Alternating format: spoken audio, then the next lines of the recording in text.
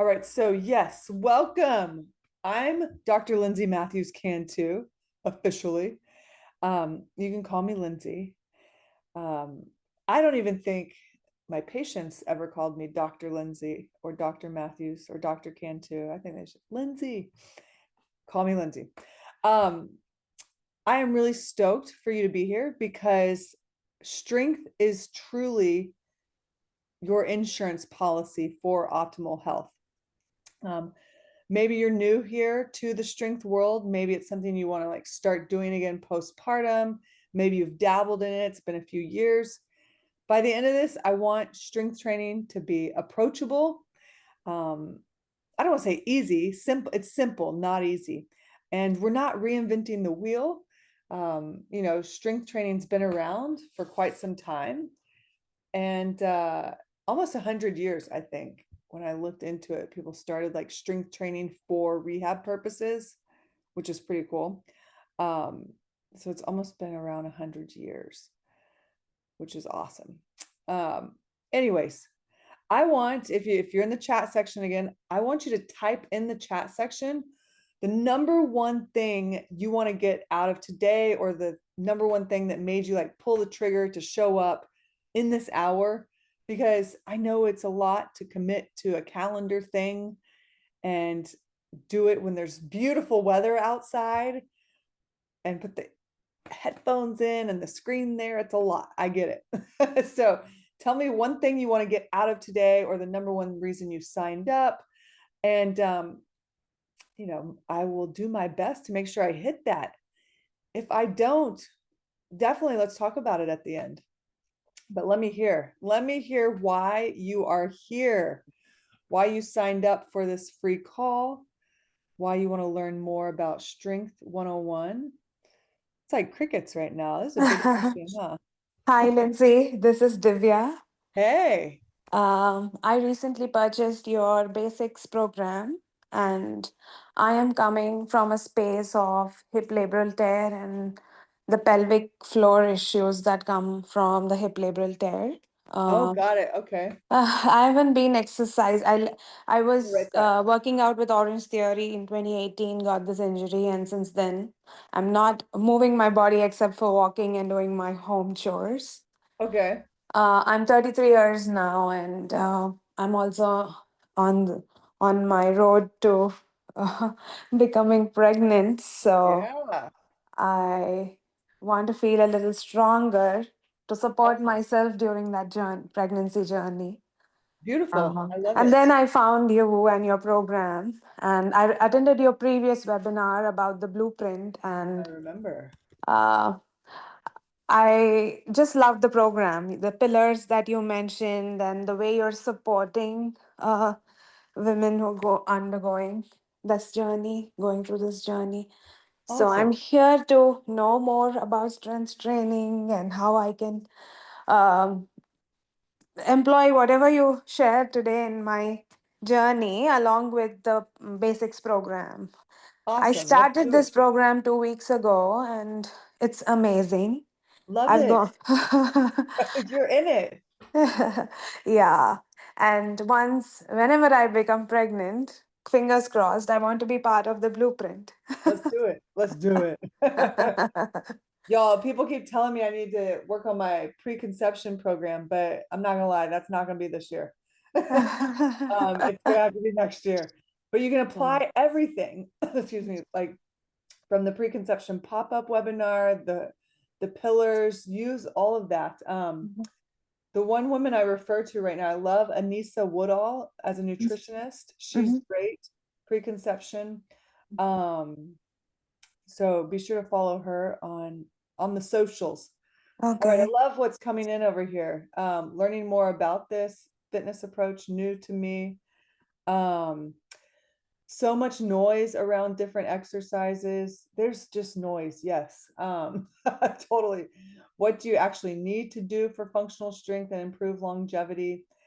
Yeah, there's a lot of info about strength training. What are the top 3 things you would tell coaches who are working with women? Ooh, okay. Let me think about that for the next 40 minutes. Getting more ideas and education to help my clients. Oh, great. Exercise doula, jackpot. Love it. Okay. Confidence and encouragement coming out of the basics. Yes, adding load. Get it. I totally get it. I'm going to come back to these because these are great. I wrote labral tear, a good educational strength training program for prenatal postpartum patients. Yes, let's do it. All right, keep adding things if you want. Y'all, this is good stuff. Let me pull up. There is a slideshow somewhere. Okay, let me hit share screen. So if anything comes up, regaining strength and maintaining consistency throughout motherhood, yeah, isn't that is the key. We're share screen.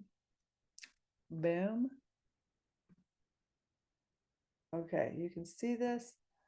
So if anything comes up, put in the chat box. Like I said, I am going to not fly through this, but get through this with a little sense of urgency so that we can chat. I love chatting, discussion at the end. Because I want, like I said, I want you to get what you came for. And yeah, BirthFit's always here to help. I'm here to help. I got Leah in my corner. I don't know if she's on this call, but she is a great coach.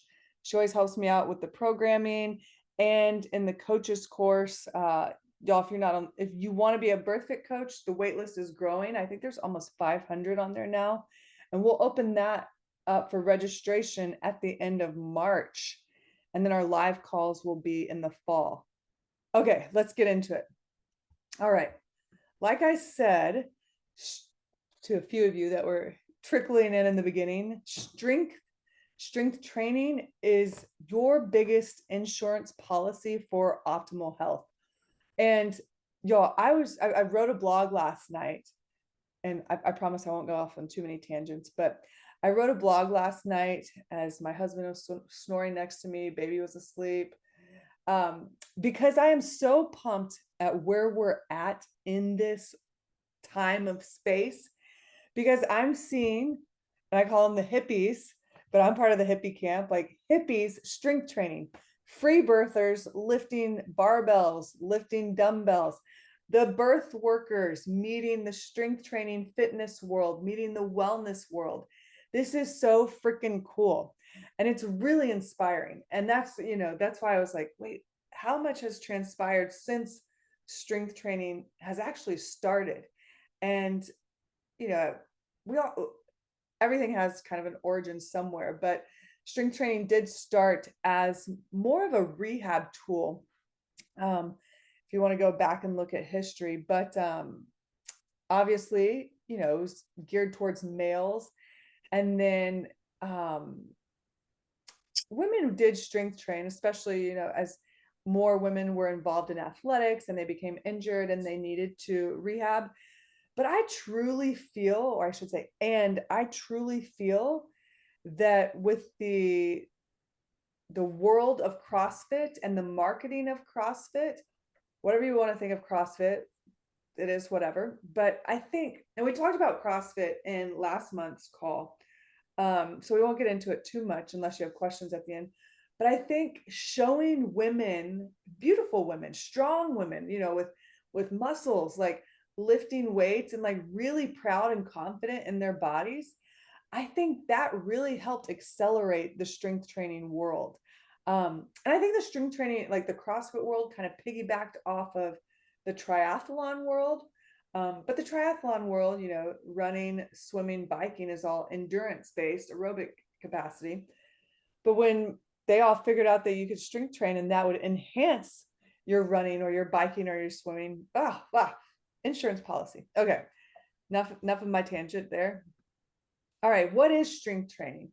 So I'm going to try to keep super simple, not use too many big words, because I feel like, yeah, there's no need to do that. Keep it simple. Strength training can also be called weightlifting. It can be called resistance training. Sometimes we call it strictly strength. I'm sure there's a few other phrases out there that I missed, but you're basically using some sort of resistance in the form of load or a band or a dumbbell or a kettlebell or a barbell in order to induce muscle contraction with the goals of building muscle mass, like hypertrophy, muscle endurance, overall strength of that muscle. So it works by breaking down like microscopic, right there, tears in the muscles. And then when the body repairs itself, it's almost like better than what it was before. It's increased in muscle size and strength. Um, I think somewhere in there I put the SAID principle, which is basically your body is adapting to the imposed demand, to whatever demand you place upon it. Um, so over time, the muscle adapts to handle more and more or progressively heavier loads or more frequency. And that's what's improves the muscle production, the force production, and the overall endurance. So here at BirthFit, and these are just a few, like there's people are really starting to geek out on strength training right now, which is beautiful. But like I said before, we are not reinventing the wheel. There are some brilliant things out there. And some common methodologies that we use at BirthFit include compound movements, progressive overload, odd object lifting, triphasic training, functional range conditioning, DNS or dynamic neuromuscular stabilization.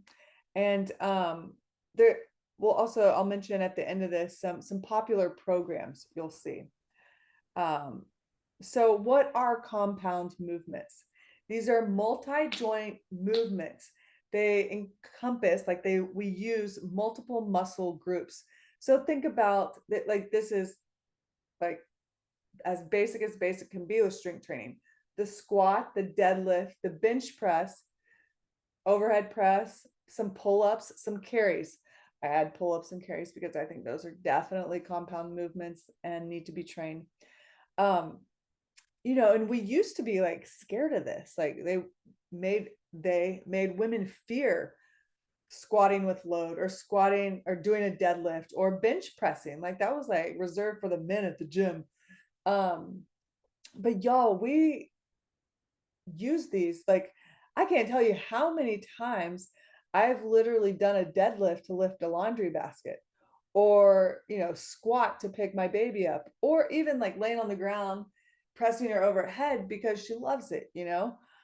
So these are movements that absolutely transfer to everyday life, and when you train them, your ADLs, activity of daily living, will absolutely be easier, smoother. Okay, so what the heck is progressive overload? This is another thing. Tom DeLorme is the guy behind this, and this is kind of where strength training began. Somebody, Anna, you got your hand up. Do you want to? Are my slide, like, I can't see the slides moving. You I don't know can't. if they're supposed to be, but I just want to let you know. Well, that's no good. Somebody else said that too. Stop share. I'm like, I noticed that they're different on this side. Well, that would have been helpful, huh? Let's try this again.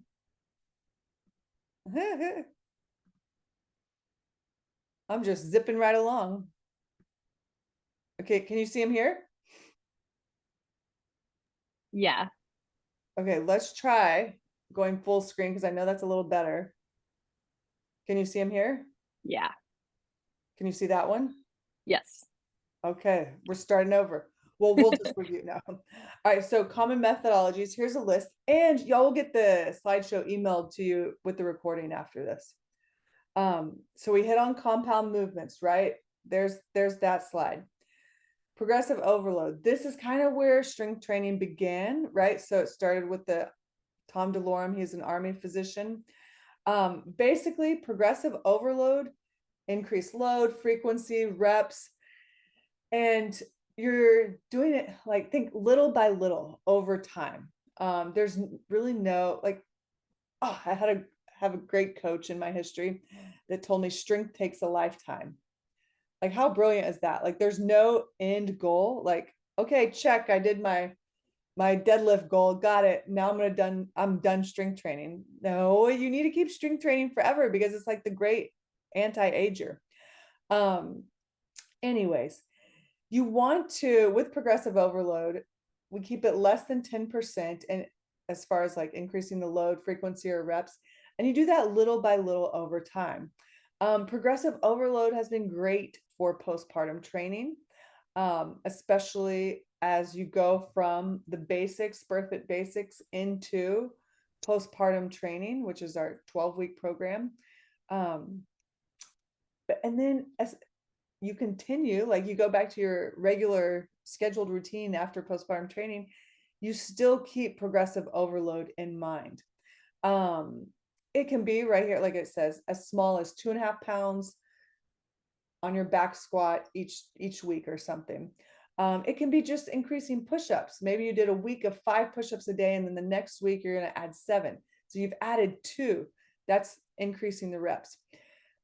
But with that consistency, showing up for yourself, which is the first thing, your body will adapt to meet that demand. And that's the SAID principle, which is, I mean, so awesome. Our bodies are constantly adapting. And the more we train our bodies, we talked about this in the fitness call last time, but the more we train our bodies we have to have a perceived threat. So like strength training is a great perceived threat, and we're doing it in a safe environment. So that's the key. Then you evolve. All right. So odd object lifting. This may sound like, really? I love strongman. Like if you've ever watched the strongman events on TV or had the pleasure of going to them, they're incredibly fun.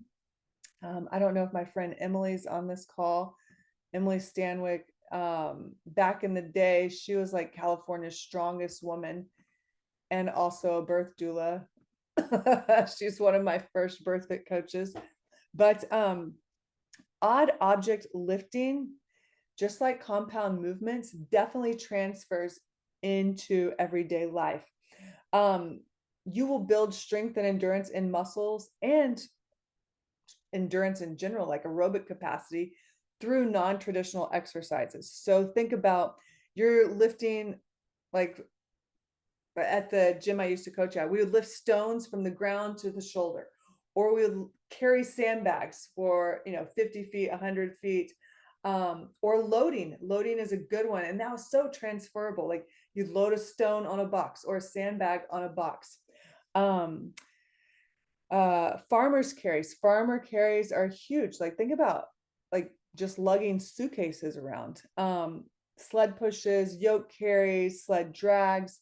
One of the greatest rehab tools for a runner, if any of you are runners, is sled dragging. And this is one of the things I prescribe. And like if I have a soccer player, a track athlete, or somebody that's running professionally,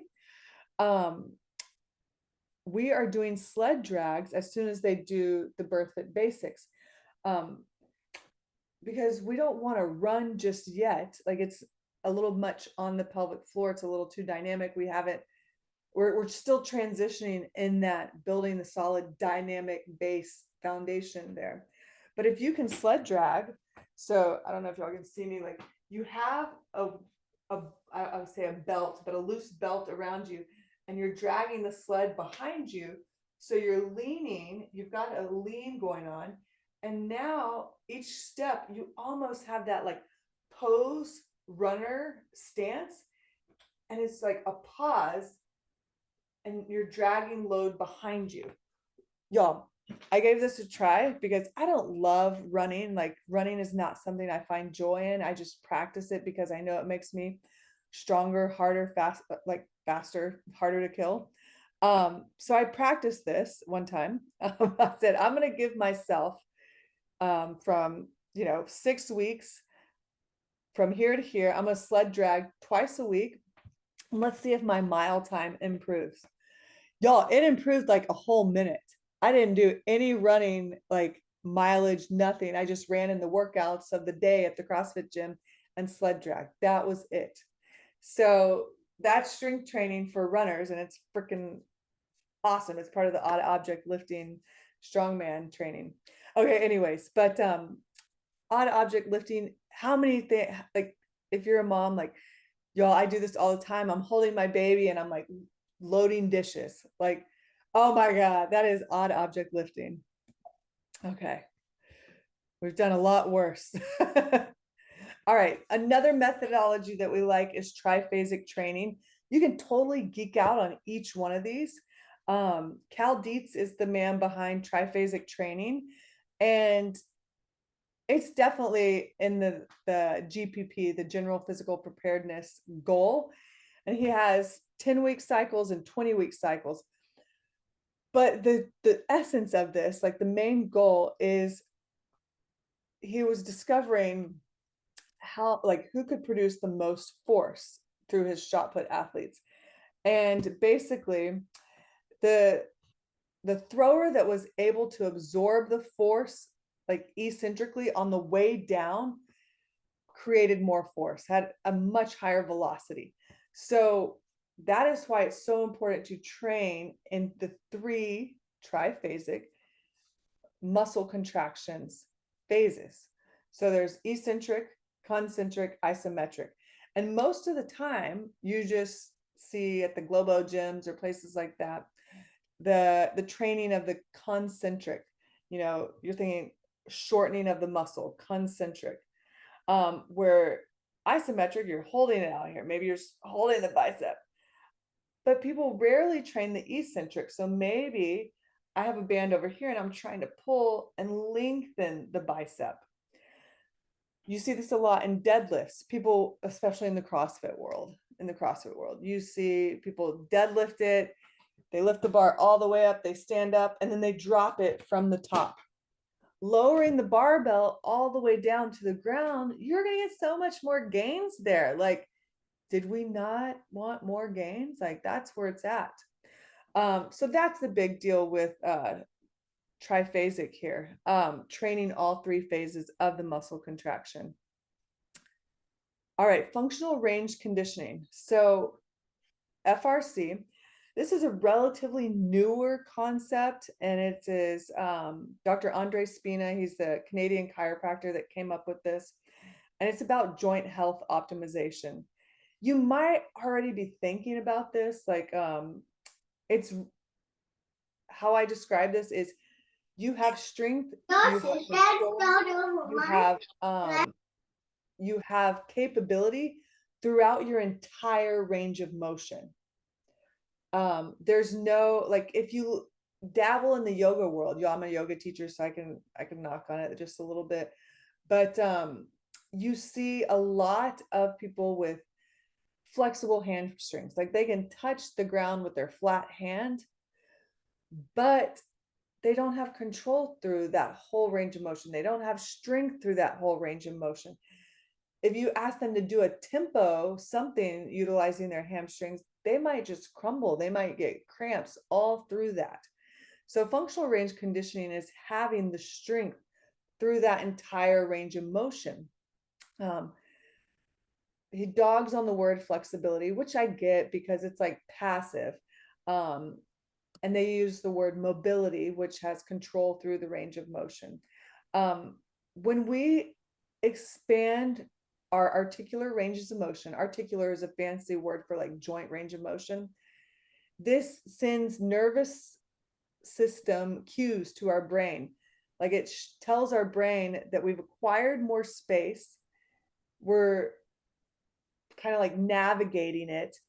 We're figuring out the new lay of the land. And once we figure out the new lay of the land, then we feel safe in that space. Initially, the new range of motion may be a little like scary. Our body might freak out. We might get a few cramps, that sort of deal. But over time, consistency, right? Like your body is going to adapt to the progressive adaptations placed upon it. It's going to progressively adapt. I said that the same way. So we want to explore range of motion. And this is where I also say, like, we're exploring our nervous system's range of motion as well.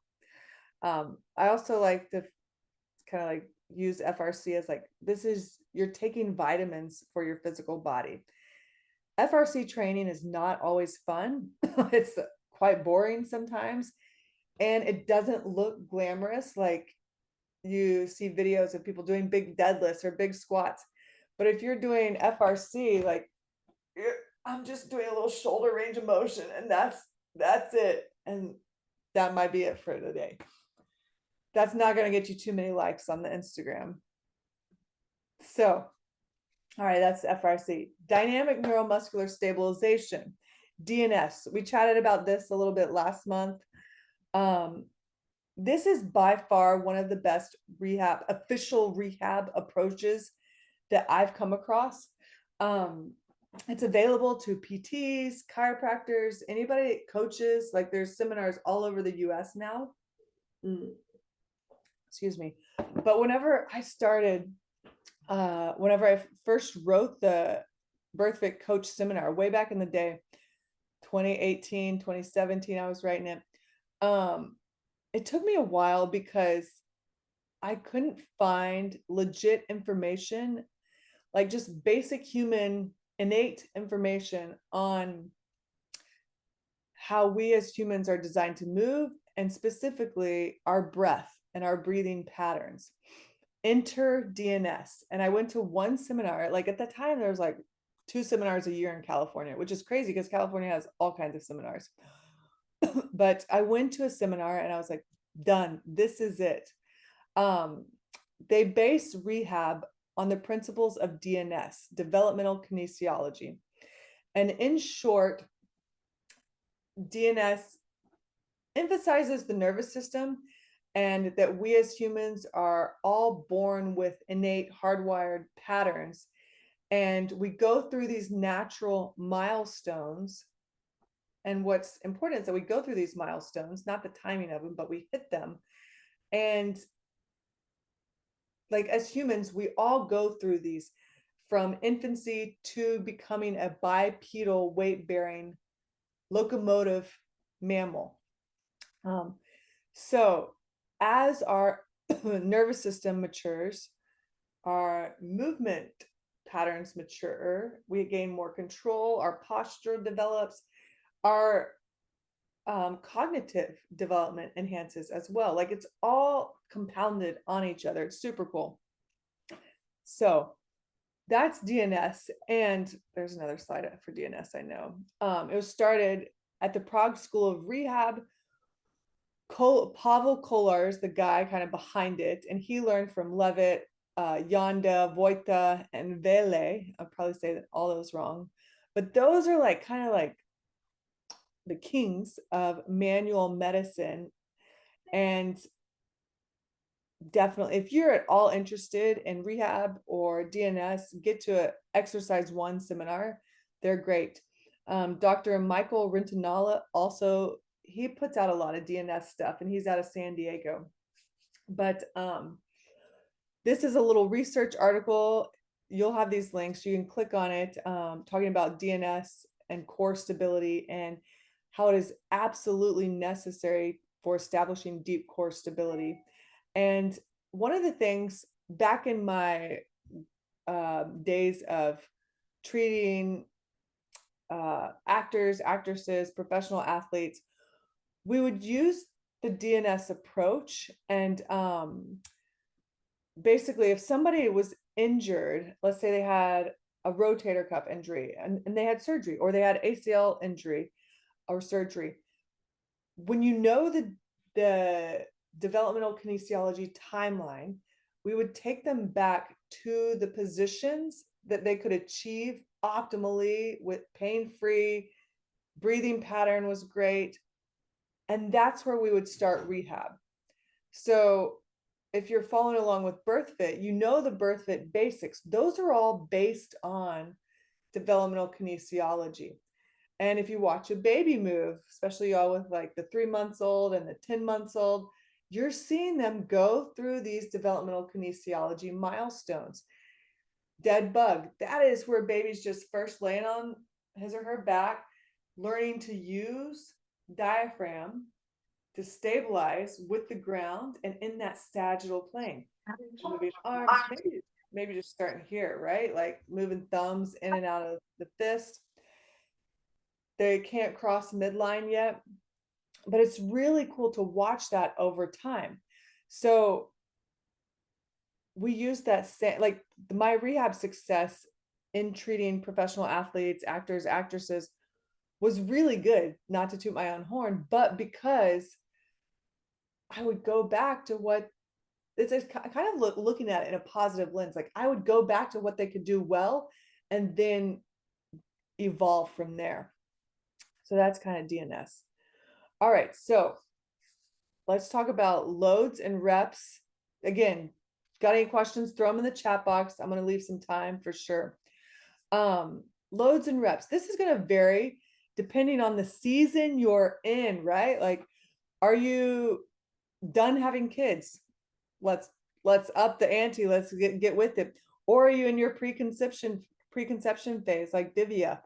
You may find that you actually need more rest days in your follicular phase to conserve energy to build quality eggs, which might be like, oh, wow, nobody ever told me that. In early pregnancy, you might find that your body's nudging you to decrease load or take rest days or just put training on a pause because, oh my God, the first trimester. Second trimester of pregnancy, hello, the fun time. We were just talking about this in the Blueprint membership yesterday, like how much can I push myself and like how much fun can I really have? And the second trimester is so fun. Third trimester, you'll intuitively feel, especially, you know, being connected brain body, the need to slow down or maybe have more rest days or less load or less volume. And the immediate postpartum, the goal is establishing that solid foundation and then building strength. All right, so when we say heavy loads and low reps, this may be anything from 80 to 85%. Like you feel like you're doing 80 to 85%, or if you know your numbers, it's actually 80 to 85%. And it's usually around 5 reps or less. Medium loads dabble in that 50% to 80% zone. And these are somewhere between 6 to 12 to 15 reps. You're building like muscle endurance for sure. And then we have light loads or high reps. And this is usually under 50%. This is kind of where I stayed towards the end of my third trimester, was lighter loads, higher reps, and 15 reps or more in like an effort. That's what we're talking about here. So in one effort, you do 15 reps or more, medium 6 to 12, maybe 15 reps.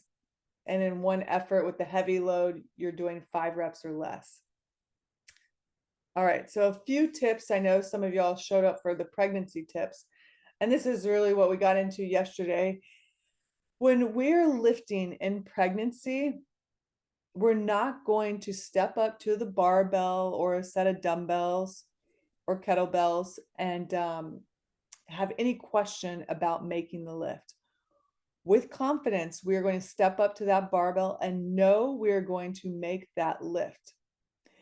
Y'all, pregnancy is not the time to risk a musculoskeletal injury or get stuck under a barbell, even if you know how to bail. It's just, it does nothing for your confidence, crushes your ego a little bit. And we want all the confidence. We are building just this vibrant, confident bubble around us. Good vibes only. All right, in pregnancy, we also aim for balance, pregnancy and postpartum. So this, like one of my hard rules is a double overhand grip on the barbell for deadlift. So you see, like if you're part of the powerlifting world, you see a mixed grip for deadlift. If you've been in the CrossFit world, you've seen it, and that's great. Like you're going to lift more using that grip. It's very similar to the bench press. Like if you've seen bench press, like true bench press powerlifters, when they set up, they go for that like nice arch back. And that is great. You're definitely going to move more because the range of motion is shorter in that bench press. But that is a different season, and that's not the season we're in here. The season we're in here is the motherhood transition. And so that's why we, train with a neutral spine, ears on top of our shoulders, rib cage on top of our pelvis, our belly button, pretend like it's a flashlight. It's just pointing straight out. It's not pointing up or down. Or you can think of like your pelvic bowl holding water. You're not dumping water out the front or the back. Like you're literally finding your spinal neutral. And that's what we train in. So that's why sometimes you see us with on a bench press, we're in that dead bug position, because that's where we can find spinal neutral the best. But double overhand grip with the neutral spine and deadlift, boom. And then always lower the barbell down from the top. If you know your numbers, like I mentioned on the last slide, if you're having a great day and you're doing some heavies, heavy singles, heavy doubles, take maybe 2 lifts, 3 lifts at 80% or above, and walk away with more in the tank. Always walk away with confidence. Keep in mind, like, things that are great for pregnancy are what we're talking about: strictly strength, tempo work, single-sided work, and make sure you're breathing. Pregnancy is not the time to hold your breath.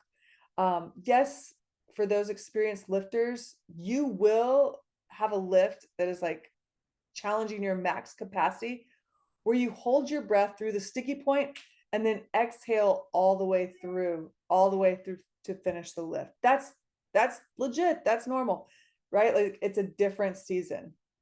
So make sure you're breathing in this season. All right, speaking of tempo work, here we go. Tempo work is just like FRC. Tempo work is so yummy for the joints. It is like one of my favorite ways to just move in the block of all the videos over. It's one of my favorite ways to ensure joint health. So when it is written, here's where everybody has questions. 3-0-1-0. That's what I say in my head. Some others might say 30-10. Whatever works for you, say it in your head. This really means, like, let's say we're talking about a squat. We're going down for a count of 3 with no pause at the bottom, and then up for a count of 1 with no pause at the top. So it's like slow down, fast up, slow down, fast up, slow down, fast up. So you'll see different tempo prescriptions written. Sometimes it might say 3-1-3-1.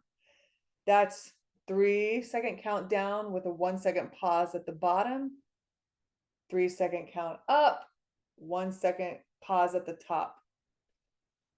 Tempo work is really great for establishing control throughout the entire range of motion of that movement. Necessary. All right, so we mentioned periodization earlier. This is a big word in the strength training world. I just want you to know what it means. It basically means your training is organized into cycles. It could be based on intensity, volume, load, whatever. Linear, exactly what it sounds like, increasing load over a period of time. Undulating means that it's varying the intensity or volume. It could be weekly, daily, whatever. Okay, so popular programs that are out there. I love Starting Strength. Maybe that's the old school person in me, but Starting Strength is a great program. It's a book by Mark Ripito. It's in its 3rd edition. I know there's over 250,000 copies that have been sold. There are even Starting Strength gyms that are starting to pop up. How many times can we say the word starting? They have seminars now, which is really cool. And they're 3-day seminars, so if you got that kind of time, but if not, grab the book. And Starting Strength really utilizes progressive overload with the major lifts, like the squat, the deadlift, and the bench press. Super great. Conjugate is also known as Westside Barbell, is a really well-known powerlifting program, and they work, yes, they do progressive overload in there, but it's the biggest thing is it's constantly varied. And there's usually either 2 days a week of training or 4 days a week of training. If you're really like a serious lifter, it's 4 days a week. So it's like Monday is a max effort lower day, Tuesday is a max effort upper day, Thursday is a dynamic effort lower day, Friday is a dynamic effort upper day. And I loved, like, I did a conjugate program, and this is where I got the strongest. Like, my little body here was lifting like 330-pound deadlift, 250-pound back squat. Like, I got strong. And what really appealed to me was there was very little injury throughout this program. And the seasoned lifters that are much more, legit than I am, that they've been using this training for years with very little musculoskeletal injury, not even like itises, like tendonitis here or there. So that's why I got into it. 5x5, this is, you've probably heard this around if you've been in the fitness world a little bit, but this is basically 5 sets of 5 reps of the major compound lifts. So you're adding something like 2.5 pounds, maybe 5 pounds, but it's minimal. Like, you are working your booty off to add a little bit of load each week for 5 reps. I think the 5x5 is almost the most soul sucking. I don't know, like, it was real. It's challenging. German volume training. This kind of is a high volume approach to increase strength. And I feel like we do this intuitively or like without saying German volume training in the postpartum program, because we're trying to establish a base of muscle endurance and strength. So I think it's in there with hints like inside of our postpartum training and prenatal training, you'll see hints of definitely conjugate west side barbell, starting strength because of the progressive overload and postpartum, German volume training. So those are just a few popular programs. Like I said, there's a ton out there.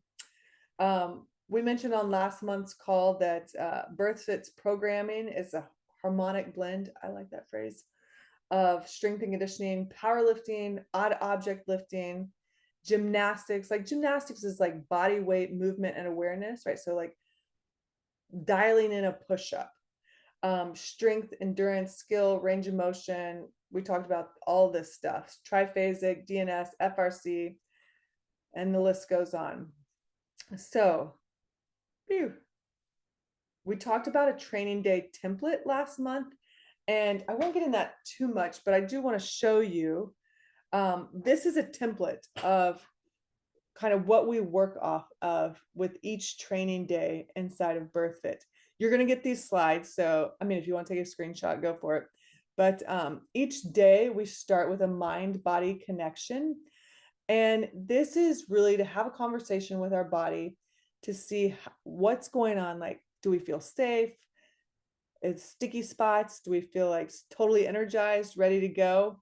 And this is where we incorporate the BIRTHFIT basics. This is also might be where we start to incorporate for quality or some warm-ups that are specifically for the strength portion of the day. Then we get into a strength or a skill. And very similar to conjugate or west side barbell, we do focus on either lower body-esque or upper body. And that's kind of where we go from there. More so in prenatal and postpartum training than the basics programs. This is also a good time to practice a skill. Like, are you perfecting a pull-up or a pistol, the single leg squat, or a push-up? Like one woman I private train, this is where we always put her push-up work because it's a skill. She wants to be able to do 10 push-ups. Then conditioning, usually the fitness conditioning aspect of it relates to the lower upper body focus of the day.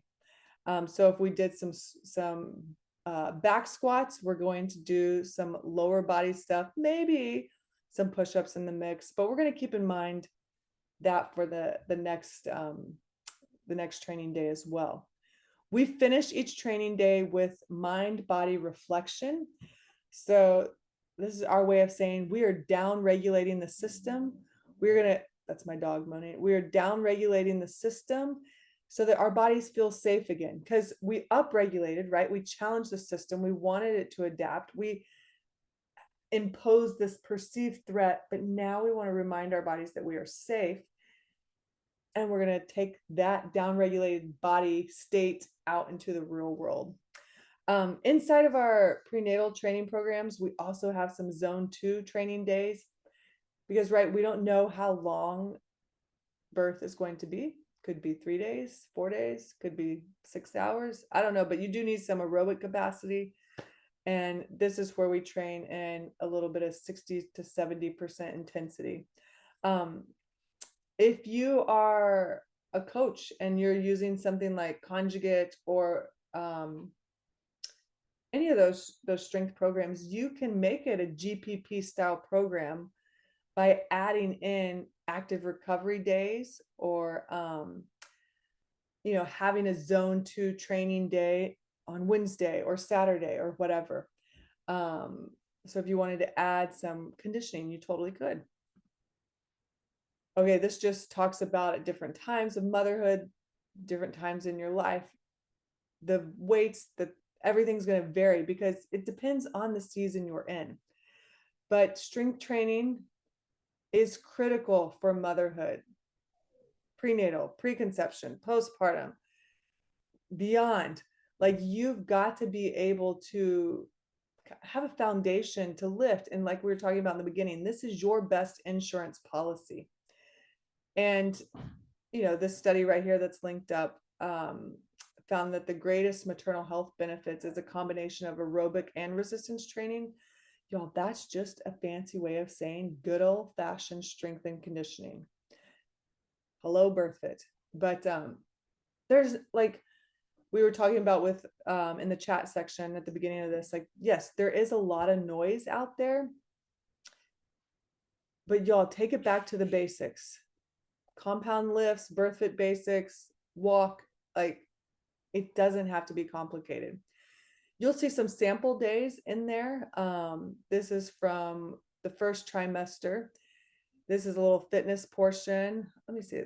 Here's the strength. We got 3 by 10 reverse lunges. So that's 10 a side. That's some high volume there, right there. We get over here. This is a second trimester. Look over here. We got some dumbbell step ups, 12 a side or 24 alternating. Again, y'all, we're in muscle endurance, and you can see I randomly pulled days that were single-sided, which is awesome. We also take into account, like, we've done this much volume and strength, we want to take into account the volume in fitness as well. So one thing I look at, which I didn't put a slide in here, but what's the overall volume of the day? And 50 reps or less is kind of like low volume. 50 to 75-ish is like medium volume. And then 75 and higher is like high volume. So look at that as far as like looking at the whole day as well. Then finally, we got some sumo squats, some box squats. This has a tempo. We talked about that earlier. You got to pause at the top right here. With strength training, always give yourself ample time to rest, like 60 to 90 seconds, 2 minutes. Like, give yourself legit time to rest, to actually do the next effort with the same like virtuosity. All right, I'm gonna stop share there, but I want to get to some questions, right? I left 7 minutes. Oh my God.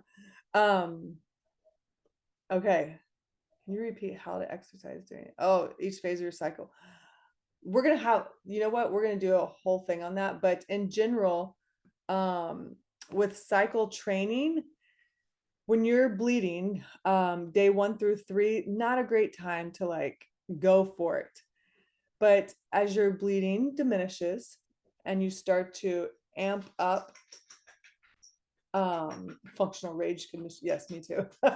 And your energy amps up again, estrogen's rising, that is a really great time to strength train. So write that chapter before ovulation. That's a really good one. Okay, what questions are coming up for y'all? I want to go back to the beginning. If you want to unmute yourself, unmute yourself.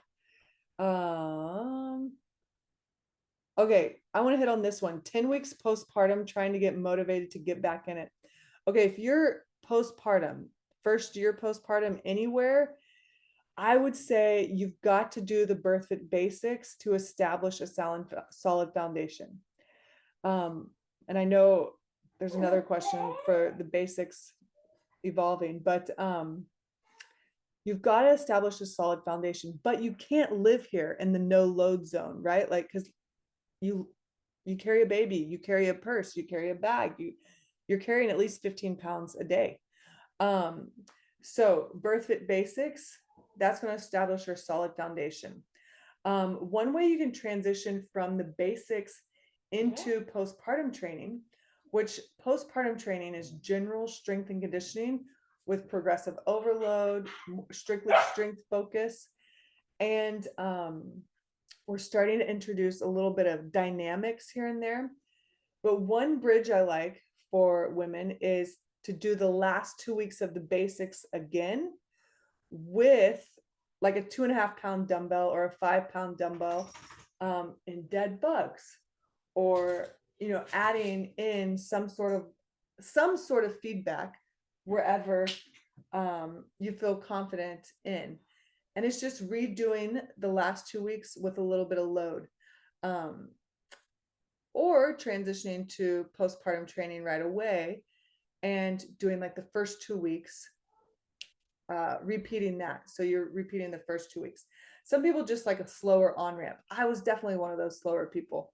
I know Coach Leah, who might be on here, she was not one of those people. She's a great athlete. Great athlete in her previous days.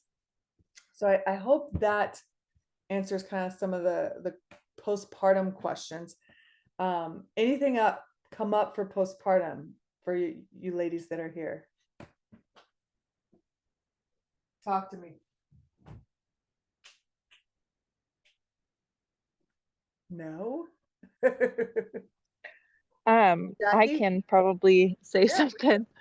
I feel like recently, so I had started the BIRTHFIT, the postpartum basics, and then I was super inconsistent, so then I just like started over again from the beginning. And I'm on my like last five days, still not as consistent as I wanted to be, but more consistent. And I feel like recently, like my pelvic floor has just been like super off. Like it just like kind of like I remember when I was pregnant, I like had a lot of pain and I went to go see a chiropractor, which is how I ended up finding you guys. But I remember she like, did a little maneuver and I was like, oh my gosh, I can be out of pain while I'm pregnant. This is crazy. And I have felt that like pain again where it's like something is off. Yeah. And it hasn't impacted like a ton, but it's still like it's there, right? So it makes me less confident to do more. Yeah. Um, Have and you so I'm gone not back to like the quite sure. chiropractor? I have not. I moved and our financial situation is really hard right now. That's So okay. Okay. Where do you live? Where do you live now? San Oh, San Diego. Diego. San Diego. That's why it's so beautiful there. Okay, so are you doing the basics every day? Not every day, Okay, that's like okay. every other day or every 2 days ish. Oh, that's perfect. Do you wear your baby at all? Yes, I have a lot less lately just because she falls asleep sometimes too soon, and then that makes sleep really hard. So, uh, but I don't wear her while I exercise. That's okay. So I was like, in between the days that you're doing the BIRTHFIT basics, I would either do a baby wearing walk or even a stroller if that feels good, depending on what kind of sleep schedule you want. And then pain, discomfort, can you describe where that's at? Or anything that like triggers it?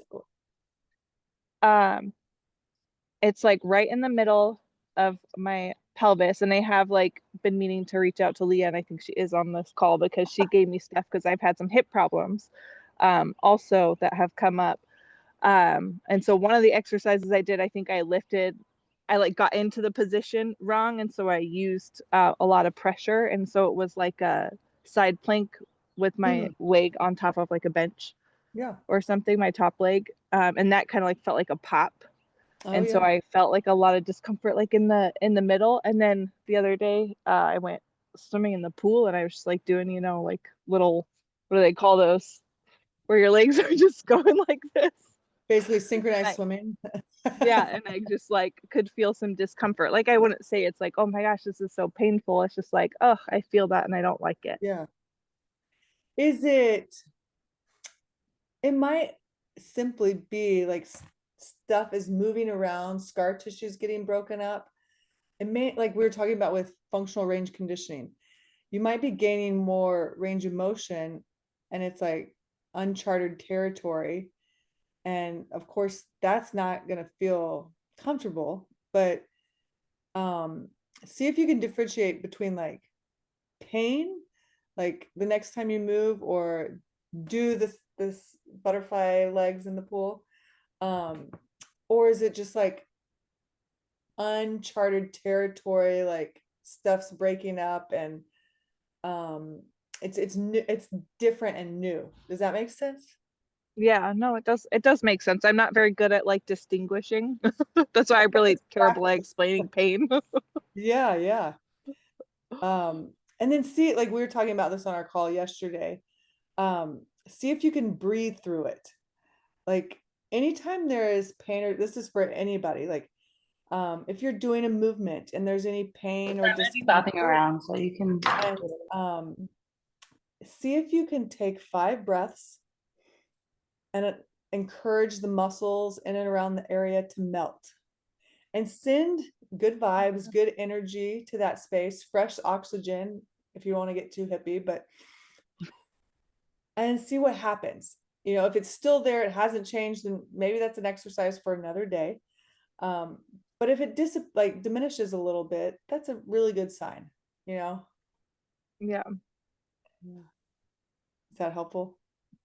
Yeah, no, it definitely is. And I think that's why I was, yeah, I normally don't stop what I'm doing. I Yeah. just like am aware It might be of asking it. you to take a little pause. Dang it.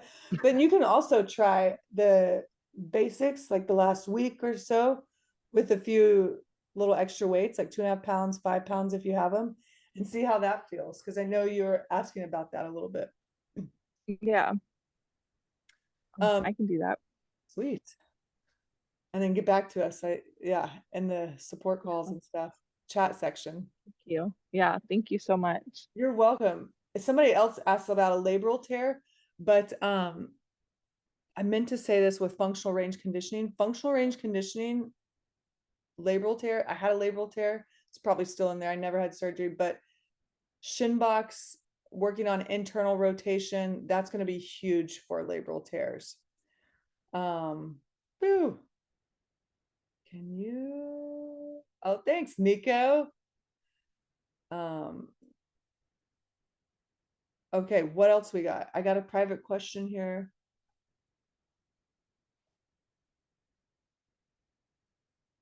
Oh, that's a good question. Oh, okay. Tatum was asking, I don't know if there's any other, sorry, this is a private message. I just said your name. No, It's you're totally fine. I just wanted to ask separate because it was kind of off topic and I know you're limited on time. that's cool. So definitely what I was going to say is we talk about this in the coach course a lot. So curious about what a care plan might look like with chiropractic and BirthFit and classes and things like that. There's no like one answer. It depends on kind of like what your resources are available.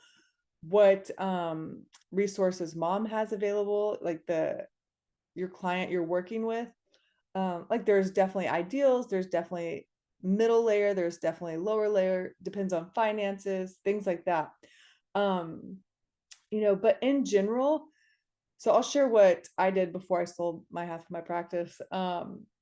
We are I would say higher volume chiropractic office. It's a wellness office focused a lot on pregnancy, postpartum, and pediatrics. And what we had was we had a movement room. And so after each adjustment, people would come in and they would be taught one or two movements from the BIRTHFIT basics. And we usually did this around each rescan, teach them more. And that's what they would go and focus on in the movement room, the meditation room. So it was a lot of breathing, straddle stretch, relaxation for pelvic floor after the adjustments. But that's kind of how we incorporate it. We also had Emily, who I don't know if she's on here. She's a local BIRTHFIT coach. And so I was able to refer to her and know that clients were in good hands.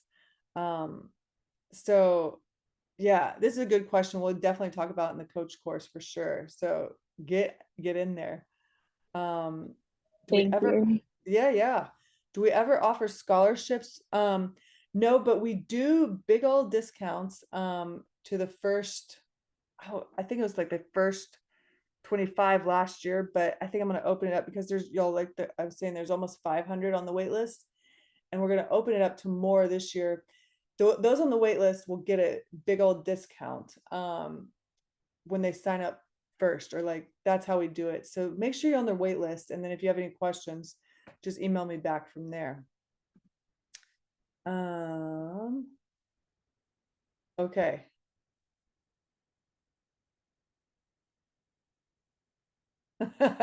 You missed the hour. That's okay. Hey, we're having a problem with time zones this week too. Yes, y'all, reminder, this talk will be emailed out. It will be available for 2 weeks, and you'll get the slides as well. So you can print out the slides. There's links in the slides. And if you're going through it and you're listening, and you come up with a question, don't hesitate to email us back in. No problem, Bitsy. Let me make sure I hit everything. Megan, hopefully this was good. Strength training programs for prenatal and postpartum clients. Confidence and encouragement coming out of basics. And yep, that was you, Jackie. Okay. Oh, this is a good question. And I did not put this on the slide. My mom asked me this a while ago. What's the minimum I need to do, like, to have gains? And for me, twice a week strength training is minimum. I think once a week, you're kind of just like maintaining there. Twice a week, you're maintaining with a little nudge in the forward direction. 4 times a week would probably be max at my stage. Beyond that, I think if you're doing it right, 4 times a week is legit. I think that's plenty. And then also, like, don't be afraid to go heavy. Like, if you're out of the postpartum immediate window and you're, preconception or parenting and beyond, don't be afraid to go heavy. I think as women, we kind of like err on the side of caution more than not. And maybe it's from, the programming that we've been dealt before, like, don't go too heavy. But don't be afraid to try things. Like, you are capable of more than you know. I'll never forget this little fashionista that I coached in Los Angeles. Y'all, she was maybe 90 pounds wet. And she back squatted 75 pounds. And this blew her mind. And then she went out to, like, she writes a fashion blog, and it's awesome. She made my wedding dress, but then she went out that night with so much confidence, and I was like, she's a little Puerto Rican. I squatted 75 pounds, like, and I just loved seeing the confidence on her. It was so amazing. So don't be afraid. I was like, just keep adding it, Rox, just keep adding the weight. We talked a little bit about all the noise out there. So hopefully you see that the basics are where it's at. There's no reinvention of anything. When you start to add more noise or more bells and whistles, it's probably time to back it up. Like nobody's too good, too fit, too strong to practice the basics. The basics being the BIRTHFIT basics, or the basic compound lifts like the squat, the dead, the press. So don't be afraid to get out there. All right. Shoulder injuries. Yeah, yes. Frozen shoulder sucks. FRC is really good for that. Chiropractic adjustments, yes. And hanging. If you can hang from a bar, and you might not be able to completely hang, like you're gonna play with the weight, like put a box under you, but hanging is one of the best things you can do for your shoulders. And like a really heavy farmer's carry to like distract this joint right here. Like, so it pulls down, like get a just big old heavy kettlebell and allow that joint to kind of like distract there. That's where I would start with that. Do you give consult? Yeah, totally. I do individual consultations. Email us, because I don't think I have my calendar up yet. Just moved to Denver. Yeah, great. What's your deadlift question, Bree? Okay. I know this is basic. I needed like a mind-body connection piece for it. I feel it almost 100% in my low back and very little in my hamstrings. Mm-hmm. And I'm trying to really break it down into hinge first and then go down so that I can like get more fluid at that. But is there any advice or anything I can focus on to help me with that movement? Because I shouldn't be just feeling it in my low back, right? No, but you are going to feel it a little bit in your low back. The next days after you lift, is it mostly your low back that's sore? No, I haven't been sore. I've just felt like very tight the day of, I would say. Do you deadlift with bare feet? Yes. Okay, bare feet are great. Anybody listening, bare feet. And then have you tried the double overhand grip? No. Okay, try that. It's definitely going to bring your load down, like when you're heavier. And the other thing I would say, do you have a big physio ball? Yes. Mm-hmm. Yeah, great. I don't in here, but I'm gonna kind of like makeshift show you. Pretend like this right here is a physio ball, and you're gonna put both knees on the ground, and you're just gonna lay over that, like the ball, right? Mm-hmm. And do this before and after. So you definitely want to do this before and after you deadlift. But what this is doing is, I'm guessing you got some like super tight spinal erectors, and that like they're like what's doing all the work for you. Mm-hmm. When you're laying on a physio ball like this, like make sure the physio ball's got you. Like you don't have to think about anything but breathing. And what you're doing is you're opening up the space in between each joint. So each spinal joint, right? There's a spinous processus, and you're kind of like widening that space in between. And when you're breathing, you're ideally maybe 1 to 2 minutes to start with, work up to something like 5 minutes. It's not going to be comfortable at first. Like when I did this one time, like it is not comfortable because it's not something we're used to. And right, we're talking about, we're trying to gain range of motion in uncharted territory. And then afterwards, like, right, you come off the ball and you sit for a minute, like just relax, breathe. Okay. And then you can warm up for deadlifts, however you warm up, but it's going to feel different. So I wouldn't go for like a heavy day, but start playing, try to get some space in between each of those segments and see how that does. The other thing is, do you do single leg stuff? Not so much. Like I'm just doing the first trimester program at this point. So Oh, great. Okay. I don't know if there's been any single leg. I Okay, can so do the physio ball while you can, while you don't have a belly. And then maybe dabble in like if there's a squat day or something, um try more single leg stuff. So you can squat to a box like single legged, right? Like hold your leg out front, and that's going to isolate, glutes more so than anything. And if you need help, Leah's on here, or put in the chat box, hey, what would you modify for today? Oh, somebody put in here, one thing that's always helped me with traditional deadlift is thinking that you're dancing at a club and trying to grind your back or butt up against somebody. That's definitely a good tip. Thank you. That's one I've heard. And then one is shutting the door behind you, shutting the fridge door.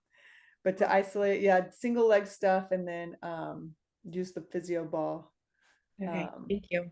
Yeah. All right, one more. I got one more. Have moms who are unhappy with their pelvic PT 6 weeks postpartum and want to lift. Guidance on how to approach this and not stomp on their PT's advice. Not being able to get in. So I got a question. This is a practitioner. She has moms who are unhappy with their pelvic PT appointments 6 weeks postpartum, unable to be cleared from an MD and want to lift. MD won't clear them until 9 weeks. Oh, stuck in a rock in a hard spot. If you can, Megan, like, I'm bad about saying people's names out loud. I would get them, like, if they can start the BIRTHFIT basics as early as 4 weeks, that's a good time. So it gives them something to do.